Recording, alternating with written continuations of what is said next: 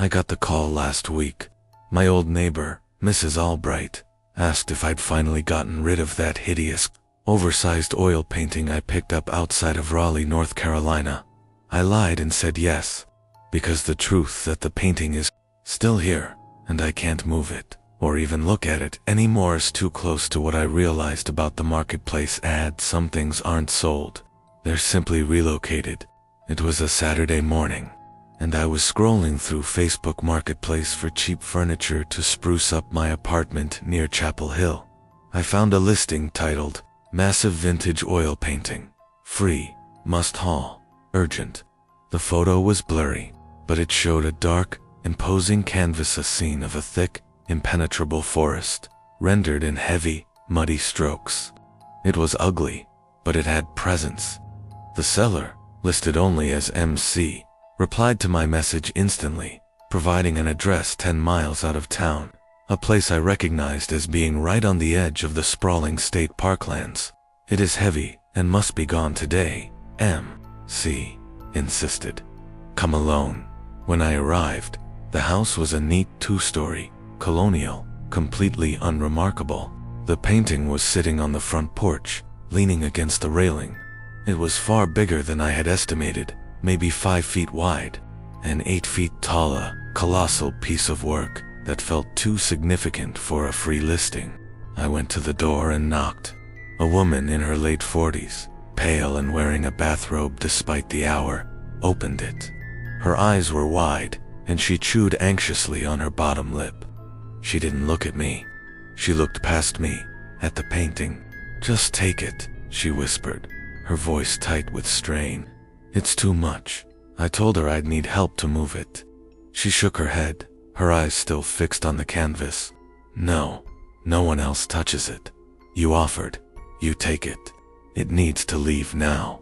Feeling a mixture of annoyance and the faint tingle of something off, I managed to muscle the painting into my pickup truck, scraping the back bumper in the process. The entire time, the woman stood in the doorway, watching me with that strange, desperate relief. The minute I secured the ropes and looked back, she was gone, and the door was silently shut. As I drove away, I couldn't shake the feeling that I hadn't acquired a piece of art. I had taken something away from her that she desperately wanted gone. The painting dominated my small living room. In the daylight, it was just a murky, unsettling depiction of a deep forest. But as soon as the sun went down, the canvas seemed to absorb the light. I started to notice things. The forest wasn't just dark. It was a wall of black trees, so thick they seemed to ripple, and the texture of the paint was odd in some places. The thick impasto looked less like oil paint and more like dried earth, or maybe something organic. Then came the whispers. They weren't loud enough to be words, just a low, faint sound that seemed to emanate from the corner of the room where the painting stood. It was like dozens of hushed voices, murmuring secrets I couldn't quite catch. I started sleeping on the couch, unwilling to be in the bedroom directly across the hall from it. One evening, I came home from work and found a small pile of pine needles on my rug, directly in front of the painting. I don't have pine trees anywhere near my apartment. I vacuumed them up, convinced it was just something I tracked in. The next day, there were more. A larger pile, looking suspiciously fresh, and mixed into it were small clumps of dark, sticky dirt. I finally looked closely at the painting, and there, in the bottom right corner of the canvas, where the blackness was deepest, a tiny patch of the painted dirt looked smeared, like a finger had dragged through it. I began to realize the sounds I was hearing weren't inside the canvas. They were coming from the other side, and whatever was talking was trying to get out. The terrifying climax came on a Tuesday night. I was standing about 10 feet from the painting, trying to gather the nerve to finally take it apart and burn it. The murmuring was louder than ever, a chorus of unintelligible voices. As I watched, a section of the black sky in the top corner of the forest scene seemed to darken further. It was like a knot of shadow tightening, and then, slowly, agonizingly, a tiny section of the paint-stretched knot cracked. but stretched hand receded, forming a tiny, impossibly small aperture. I saw nothing through it, only deeper, pure blackness. But the murmuring intensified into a frantic, collective sigh, and the air in the room dropped 10 degrees. The smell of cold earth and damp leaves hit me instantly, overpowering the scent of my own apartment. It was the smell of the forest, and it was pouring into my room through that tiny, stretching hole. I knew that if I didn't get rid of it now, the hole would widen. I didn't try to move it. I didn't even touch the canvas. I simply grabbed the can of black spray paint I used for my truck and, without thinking, I completely obliterated the canvas, painting over the tiny, pulsating opening and sealing the entire surface in thick, cheap acrylic. The murmuring stopped instantly, cut off with a wet, choked sound. The cold air vanished. Now, the painting stands in my living room, completely black, a monumental rectangle of pure, silent dread.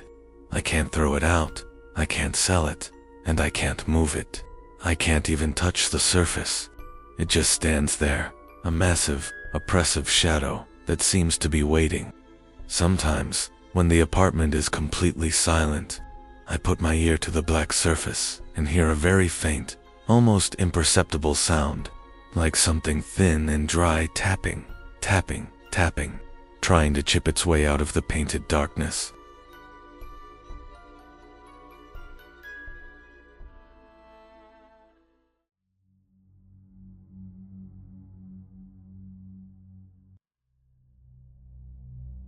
I don't care what the listing said. The doll wasn't vintage. It was a decoy, a terrible, silent distraction, meant to get me across the state line and onto a property that was clearly trying to lose its history. My search was simple, an authentic, mid-century wooden dollhouse for my niece's birthday. I found a great one on a regional marketplace group, listed by Phoebe's Collections, near a town called Harmony, Pennsylvania. The asking price was $50. Phoebe's messages were instant, friendly, and insistent that I pick it up quickly. "It's taking up too much room in the spare bedroom," she wrote. The address was 2 hours away, deep in the Appalachian foothills. When I finally found the road, it was little more than a muddy track leading up to a squat, gray farmhouse that looked like it had been built right into the side of a hill. The entire property was hushed. No cars, no lights, just the raw silence of the high woods closing in. I knocked, and the door opened immediately. Standing there was a young woman, maybe early 20s, with wide, watery eyes and hair pulled back tight. She didn't look like a collector. She looked like someone who hadn't slept in a week. She barely acknowledged me, just jerked her chin toward the living room. "It's over there. Take it, please." The dollhouse was beautiful, exactly as pictured, a miniature colonial masterpiece. But next to it, sitting on a low stool, was the decoy, a wooden doll, almost 2 feet tall, carved expertly, but with terrible, staring glass eyes. It wore a filthy dress and had a severe, unnatural smile. As I approached the dollhouse, I noticed Phoebe was watching the wooden doll with a fearful intensity. "I need the house," I told her, trying to keep the transaction normal, "not the doll." She didn't look at me. "He was part of the set," she whispered, her voice barely audible. "The original owner said they must stay together. If you take the house, you take the doll." I hesitated. The doll was deeply creepy, but the dollhouse was perfect. I agreed, paid the $50 in cash, and started to lift the heavy dollhouse. That's when I saw the floor. The wide plank wood floor of the living room was covered in a network of fine, near-invisible scratch marks. They weren't scuffs from furniture. They were concentrated in lines, all radiating outwards from the stool where the wooden doll was perched. I looked down at the doll's heavy, flat wooden shoes. They looked perfect for scraping. Then I looked at Phoebe, who was now clutching the doorframe, her knuckles white. "Please," she choked out. I loaded both items into the trunk of my sedan, driving away quickly, my eyes glued to the rearview mirror. I hadn't gone 2 miles before the quiet of the car was broken by a sound, a soft, rhythmic, almost gentle knocking. It was coming from the trunk. Not a crash, but a deliberate thump thump thump, like knuckles rapping against the interior sheet metal. I pulled over, heart hammering, and opened the trunk. The dollhouse and the wooden doll were sitting exactly where I'd put them. The doll's head was tilted sharply to the side, its glass eyes catching the faint afternoon light. I firmly pushed the doll into a corner of the trunk, secured the lid, and drove on. The knocking started again 10 minutes later, louder this time. I realized the sound was keeping pace with the car, accelerating when I accelerated, pausing when I hit a stoplight. It wasn't the dollhouse shifting. It was the rhythmic, intentional tapping of the wooden doll. When I finally reached my apartment in Pittsburgh, I ripped the trunk open. The wooden doll was now sitting right on the edge of the trunk lip, its heavy feet resting on the bumper. The dollhouse was untouched. I grabbed the doll and threw it into the far corner of my garage, then carefully moved the dollhouse inside. For the next 3 days, the doll remained in the garage, silent. I thought I had solved the problem by separating it from the house, but on the 4th day, I came home to find a new type of horror.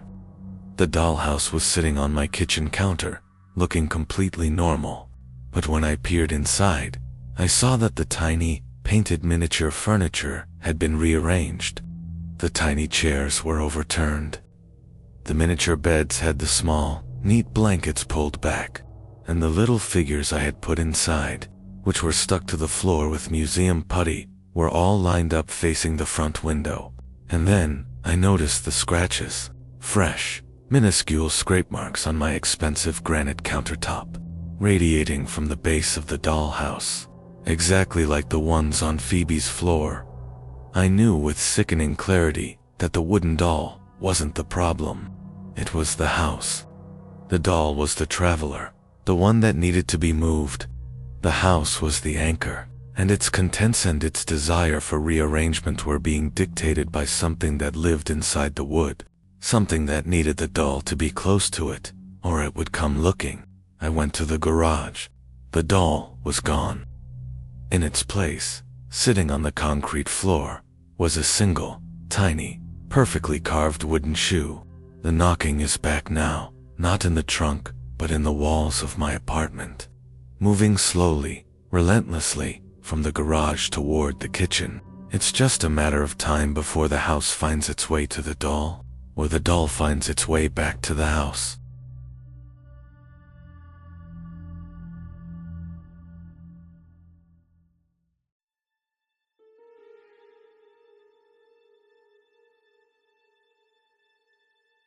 I learned the hard way that some old bicycles aren't just transportation. They're the last remaining echo of something that refused to be left behind. My leg still aches, especially when the weather turns. A constant phantom reminder of the antique bicycle I bought at a flea market in rural Oregon. The ad was vague: vintage bicycle, German engineering, perfect condition, $75. It also had a strangely specific disclaimer: serious inquiries only, must come before dark. The flea market was held in a sprawling, dusty field on the outskirts of Salem. It was a chaotic symphony of vendors shouting and the smell of fried food. I found the bicycle tucked away in a dimly lit corner, beneath a sagging tarp. It was a monstrosity of a thing, a huge, heavy frame, dark green paint, with thick, solid rubber tires. The handlebars were strangely wide, almost like those on an old motorcycle, and the seat was a wide, leather saddle that looked almost like a small horse saddle. It didn't look German. It looked old, pre-World War II old. The seller was a tall, gaunt man with a tired face and eyes that darted nervously around the crowd. He seemed desperate to get rid of it. "It's $75, he said, his voice raspy, "but I'll take $50 if you get it out of here now." I didn't haggle. I just handed him the cash. The bike felt unnaturally heavy, almost like it was rooted to the ground. As I wheeled it toward my truck, I noticed the tires. They were a bizarre design, solid rubber, but with a series of small, raised bumps all around the tread, like miniature teeth. They weren't for grip. They looked like they were designed for something else, something I couldn't quite place. I strapped it into the bed of my pickup, and as I turned to leave, I saw the seller watching me, not with satisfaction, but with a look of profound, almost religious relief. Back home in Portland, I took it for a spin. It was an awkward ride. The bike was geared strangely, making it difficult to pedal at slow speeds, but once it picked up momentum, it felt like a silent, unstoppable force. It seemed to want to go faster, always faster. The peculiar tire treads made a faint, soft thrumming sound against the pavement, a sound that quickly became hypnotic. I started riding it everywhere, enjoying the unique sensation. That's when the incidents began. First, it was subtle. I'd be riding down a familiar street, and the bike would subtly veer, pulling me down a different, darker alley, or a quiet side street I didn't know. It was never violent, just a gentle, insistent tugging on the handlebars. I'd correct it, but it would happen again, a persistent rerouting. Then came the visions, when I rode past certain old houses, or through specific, quiet neighborhoods. I would get flashes, not full scenes, but split-second images. A child crying in an overgrown yard, a woman staring from a darkened window, a man running frantically down the street. They felt like memories, but they weren't mine. They felt like the bike's. One evening, I was riding home in the gathering dusk, and the bike veered sharply into an unfamiliar, wooded park. I tried to fight it, but the handlebars became strangely stiff, unyielding. It was like I was pedaling against a ghost. The bike picked up speed, the thrumming of the tires growing louder, deeper, almost a guttural hum. I felt a chill that had nothing to do with the evening air. The bike was taking me somewhere.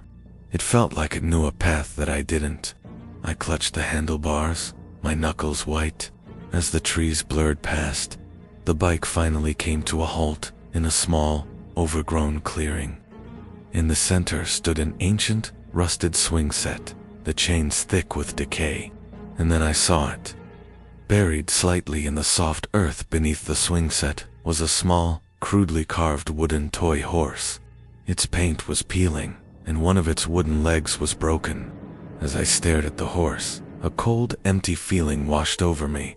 I heard a faint, high-pitched giggle, not in my ears, but inside my head, like a memory being pushed into my brain. I looked back at the bicycle.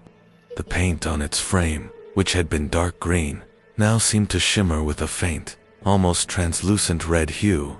The tires, instead of thrumming, were now making a soft, rhythmic thud-thud-thud against the damp earth, like the beating of a slow, heavy heart. I tried to dismount, to get away, but my foot slipped on the pedal, and my leg twisted awkwardly. There was a sickening snap, and a searing pain shot through my ankle. I fell to the ground, crying out. As I lay there, helpless, I saw a subtle movement from the front tire. One of the small tooth-like bumps on the tread seemed to retract and then extend, slowly, deliberately. It was like a single, blunt tooth emerging from the rubber. It slowly scraped the damp earth beside me, leaving a shallow, fresh mark. It wasn't designed for grip. It was designed for digging. The bicycle wasn't just old. It was a tool, a transport for something that wanted to be found, or perhaps for something that was trying to find a way out. I managed to drag myself away, leaving the bicycle abandoned in the clearing, my ankle throbbing with a dull, persistent ache. I called for help, and eventually, the park rangers found me. I never told them about the bike's strange behavior or the wooden horse. I just said I fell. I never went back for it. But sometimes, when I'm alone, I hear the ghost of that low, guttural hum, and I wonder who it belonged to. And I wonder if the bicycle is still out there, rolling silently through the forgotten paths. It's strange, tooth-like tires turning the earth, searching for its next rider, or perhaps just waiting for the right moment to reveal what it truly hides.